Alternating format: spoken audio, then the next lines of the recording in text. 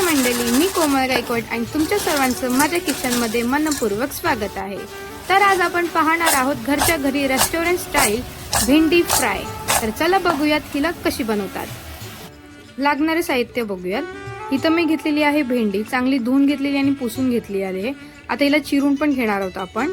आता इथे घेतलेलं आहे मी मीठ, जिरं पावडर, धना आणि गरम पावडर मिक्स घेतलेली आहे, हळद घेतलेला आहे, लाल तिखट घेतलेला आहे, काळं तिखट घेतलेला आहे, कॉर्नफ्लोअर घेतलेला आहे आणि इथं घेतलेलं आहे तांदळाचं पीठ, सोबत मी बेसन सुद्धा घेतलेला आहे।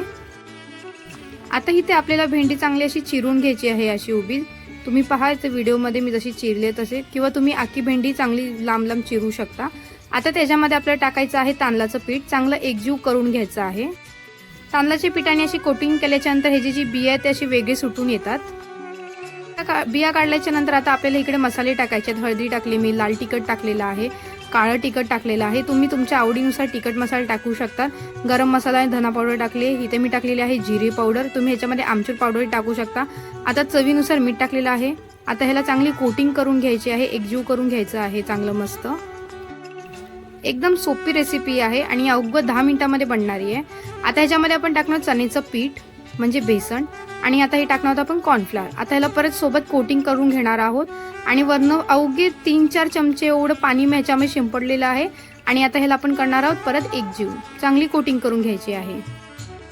घरामध्ये कुठली भाजी नसताना किंवा कंटाळा आल्यावर तुम्ही ही भाजी बनवून मस्त खाऊ शकता, चपाती सोबत, खिचडी भातासोबत, भात डाळासोबत। तर आता इथे मी घेतलेली आहे कढई, कढईमध्ये मी टाकलेलं आहे तेल, ज्याच्यामध्ये आपल्याला ही भेंडी मस्त चांगली डीप फ्राय करून घ्यायची आहे।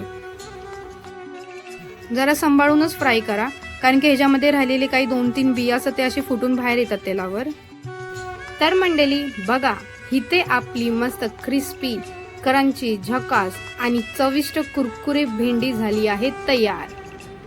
तुम्ही हा क्रंचीनेस आवाज ऐकू शकता की बघा किती कुरकुरीत झालेली आहे। तर मंडळी ही रेसिपी नक्की ट्राय करून बघा आणि मला कमेंट करून सांगा की कशी झाली आहे।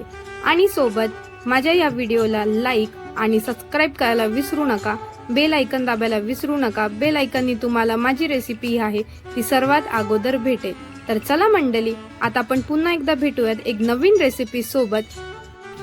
आतासाठी बाय मंडळी, थँक्यू फॉर वॉचिंग।